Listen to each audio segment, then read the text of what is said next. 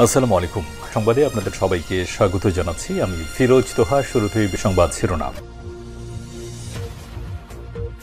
দখলদার ইসরায়েলি বাহিনী এবং নিরীহ ফিলিস্তিনিদের মধ্যে যুদ্ধ চলছে, আর এই মুহূর্তে আমাদের হাতে এসছে যুদ্ধের ভয়ঙ্কর কিছু গুরুত্বপূর্ণ আপডেট সংবাদ। প্রথমেই জানাবো, গাজা ইসরায়েলি হামলায় নিহত আরও ৪৫। ফিলিস্তিনের অবরুদ্ধ গাজা ভূখণ্ডে ইসরায়েলি হামলায় গত ২৪ ঘন্টা আরও ৪৫ জন নিরীহ ফিলিস্তিনি নিহত হয়েছে। ১০০ জনের বেশি আহত হয়েছে। রাতভর গাজায় হামলায় মৃতের সংখ্যা বেড়েই চলেছে। এতে অবরুদ্ধ এই উপত্যকাটিতে নিহতের সংখ্যা ৫১,৩০৫ জন ছাড়িয়ে গেছে। আজ এই তথ্য জানিয়েছে সংবাদ মাধ্যম আল জাজিরা।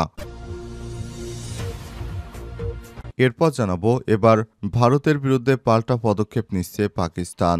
ভারতের অধিকৃত জম্মু ও কাশ্মীরের পেহেলগামে বন্দুক হামলাকে কেন্দ্র করে পাকিস্তানের বিরুদ্ধে একাধিক সিদ্ধান্ত নিয়েছে নয়াদিল্লি। ফলে প্রতিবেশী দেশের এই সিদ্ধান্তের বিরুদ্ধে এবার পাল্টা পদক্ষেপ নিয়েছে পাকিস্তান। আজ ন্যাশনাল সিকিউরিটি কমিটি এনএসসির জরুরি বৈঠক ডেকেছে পাকিস্তানের প্রতিরক্ষামন্ত্রী খাজা আসিফ। খবর জিও নিউজের। জানাবো, কাশ্মীর নিয়ে ফের সংঘাতে জড়াতে পারে ভারত পাকিস্তান।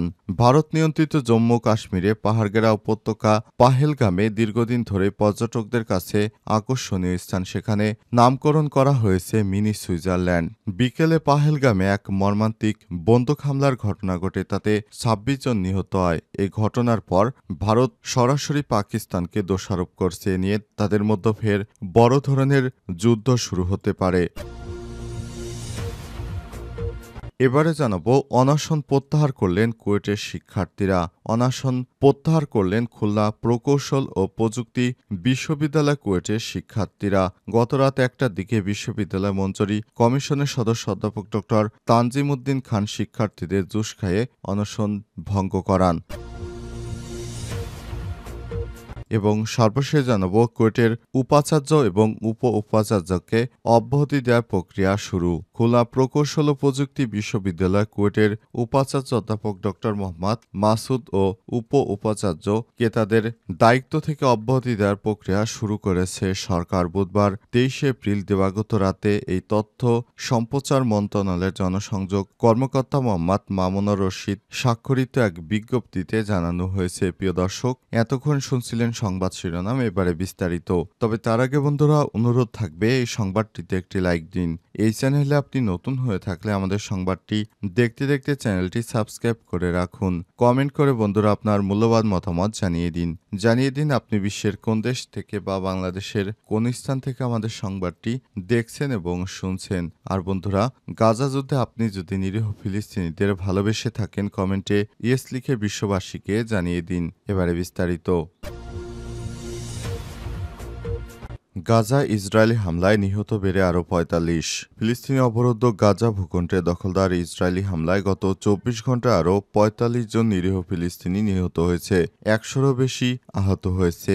রাতভর গাজায় হামলায় মৃতের সংখ্যা বেড়েই চলেছে। এতে করে অবরুদ্ধ এই উপত্যকাটি নিহতের সংখ্যা ৫১,৩০৫-এ ছাড়িয়ে গেছে। বৃহস্পতিবার ২৪ এপ্রিল এই তথ্য জানিয়েছে সংবাদ মাধ্যম আল জাজিরা। প্রতিবেদনে বলা হয়েছে, বুধবার গাজায় ইসরায়েলি হামলায় অন্তত ৪৫ জন নিহত এবং আরও ১০০ জনের বেশি আহত হয়েছে বলে চিকিৎসা সূত্র থেকে জানা গেছে। রাতভর গাজায় হামলায় মৃতের সংখ্যা বেড়েই চলেছে। পৃথক প্রতিবেদনে বার্তা সংস্থা আনাদুলু বলছে, গাজা উপত্যকায় ২০২৩ সালের অক্টোবর থেকে ইসরায়েলের গণহত্যামূলক আগ্রাসনে ভূখণ্ডটিতে মোট মৃতের সংখ্যা বেড়ে ৫১,৩০৫ জনে পৌঁছেছে বলে গাজার স্বাস্থ্য মন্ত্রণালয় জানিয়েছে। মন্ত্রণালয়ের এক বিবৃতিতে বলা হয়েছে, ইসরায়েলি হামলায় আহত হওয়া আরও ১০৫ জনকে গাজার বিভিন্ন হাসপাতালে নেওয়া হয়েছে। এর ফলে সংঘাত শুরু থেকে আহতের সংখ্যা বেড়ে ১,১৭,০৯৬ জনে পৌঁছেছে।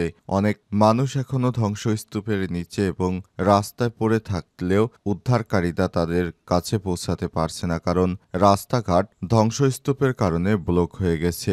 দীর্ঘ ১৫ মাস সামরিক অভিযানের পর যুক্তরাষ্ট্র ও আন্তর্জাতিক সম্প্রদায়ের চাপে ১৯ জানুয়ারি গাজায় যুদ্ধবিরতি সম্মত হয় ইসরায়েলি বাহিনী। এরপর প্রায় 2 মাস গাজায় কম বেশি শান্তি বজায় ছিল, কিন্তু গাজা থেকে সেনা প্রত্যাহার প্রশ্নে হামাসের মতানৈক্যকে কেন্দ্র করে আবার মার্চ মাসে অর্থাৎ গত সপ্তাহ থেকে গাজায় ফের বিমান হামলা শুরু করেছে দখলদার ইসরায়েলি বাহিনী।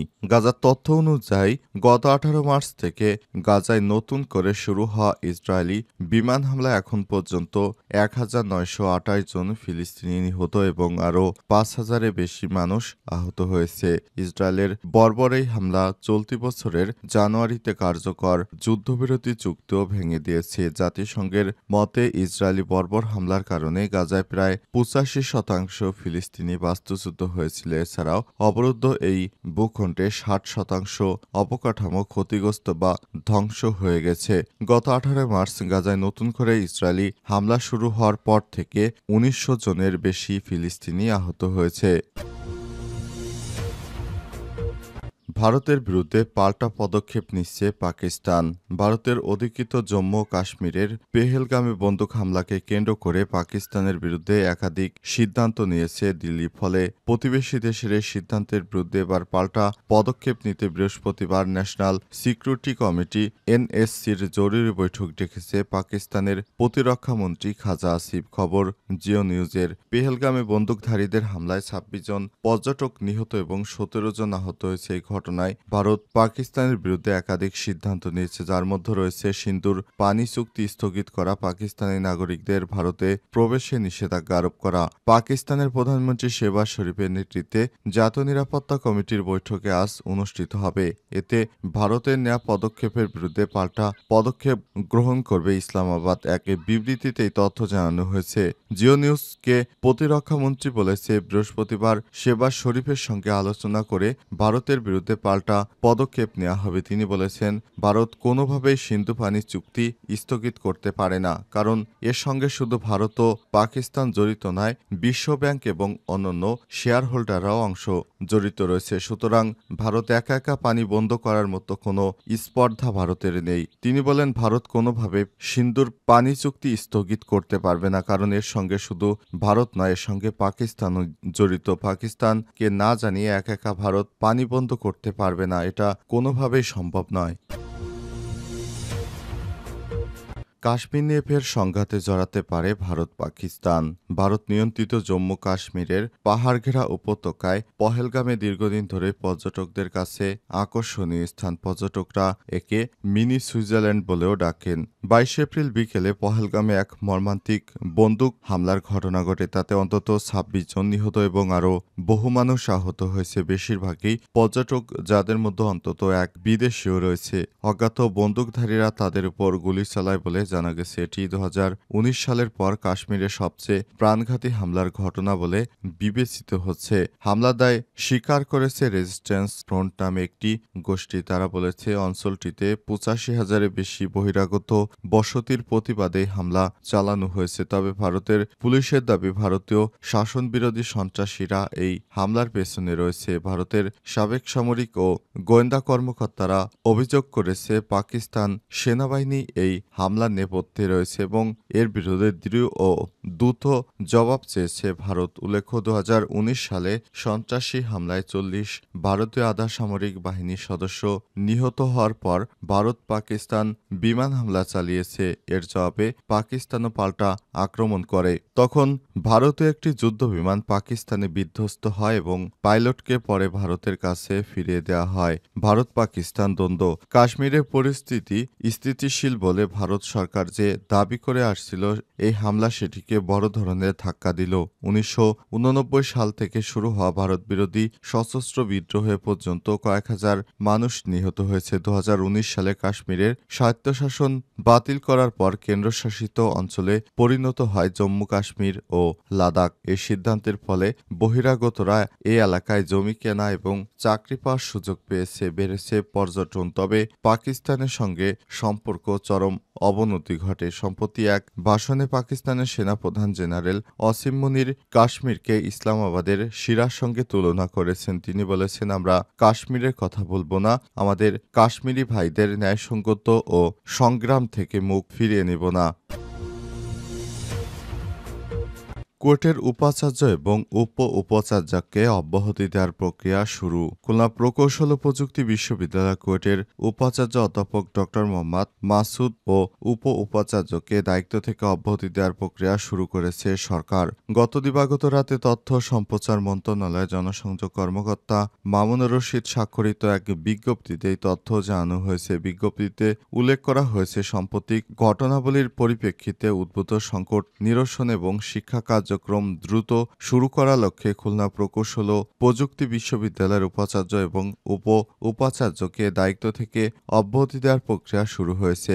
অনতিবিলম্বে একটি সার্চ কমিটি গঠনের মাধ্যমে এই দুই পদে নতুন নিয়োগ দেওয়া হবে। বিজ্ঞপ্তিতে আর উল্লেখ করা হয়েছে, অন্তর্বর্তীকালীন বিশ্ববিদ্যালয়ে নিয়মিত কার্যক্রম চালু রাখার স্বার্থে জ্যেষ্ঠ অধ্যাপকদের মধ্যে একজনকে সাময়িকভাবে উপাচার্যের দায়িত্ব অর্পণ করা হবে। প্রসঙ্গত, ছাত্র রাজনীতি নিষিদ্ধ করার দাবি নিয়ে দ্বন্দ্বের জেরে গত 18 ফেব্রুয়ারি কুয়েটে ছাত্রদল এবং যুবদলের সঙ্গে শিক্ষার্থী এলাকাবাসীর রক্তক্ষয়ী সংঘর্ষে অর্ধশতাধিক আহত হয়। এই ঘটনার পর 25 সিন্ডিকেট সভায় অনির্দিষ্টকালের জন্য একাডেমিক কার্যক্রম ও হল বন্ধ ঘোষণা করা হয়েছিল। কর্তৃপক্ষের নিষেধাজ্ঞা উপেক্ষা করে 13 এপ্রিল বন্ধ থাকা কুয়েট ক্যাম্পাস এলাকায় প্রবেশ করে শিক্ষার্থীরা। গত 14 এপ্রিল রাতে অনুষ্ঠিত বিশ্ববিদ্যালয়ের 101তম জরুরি সিন্ডিকেট সভায় কুয়েটে 18, 19 ও ফেব্রুয়ারি সহিংসতার ঘটনায় 37 শিক্ষার্থীকে সাময়িক বহিষ্কার করেছে বিশ্ববিদ্যালয় কর্তৃপক্ষ।